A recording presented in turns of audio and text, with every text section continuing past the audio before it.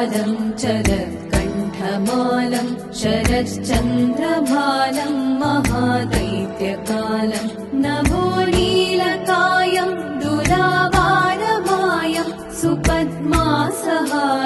भजेऽहं सदाम्भोधिवासं कलत्पुष्पहासं जगत्सन्निवासं शतादित्यभासं गदाचक्रशस्त्रं लसत्पीतवस्त्रं हसच्चारुवक्त्रं भजेऽहं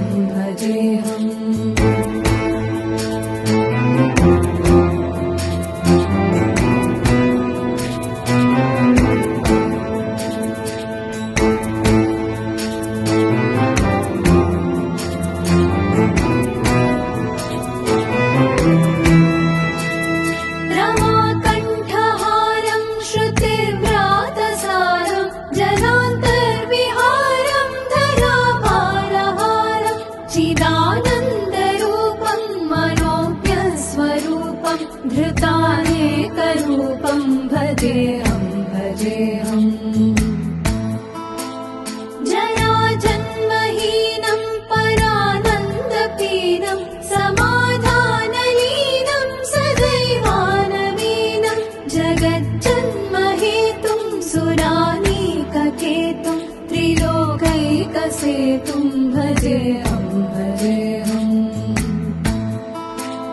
कृताम्नायगानं खगाधीशयानं विमुक्तेर्निदानं हरारातिमानं स्वभक्तानुकूलं जगद्वृक्षमूलं निरस्तातशूलं भजेऽहं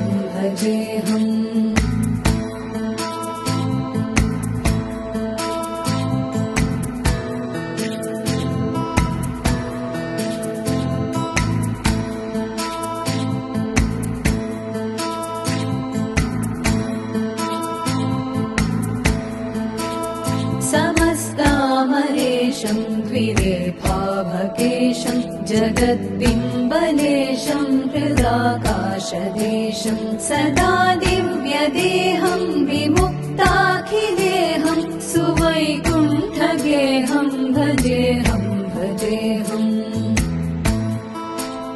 सुरालीबलिष्ठं त्रिलोके वरिष्ठं गुरूणां गरिष्ठं स्वरूपैकनिष्ठं सदा युद्धधीरं महावीरवीरं महाम्भोधिधीरं भजेऽहं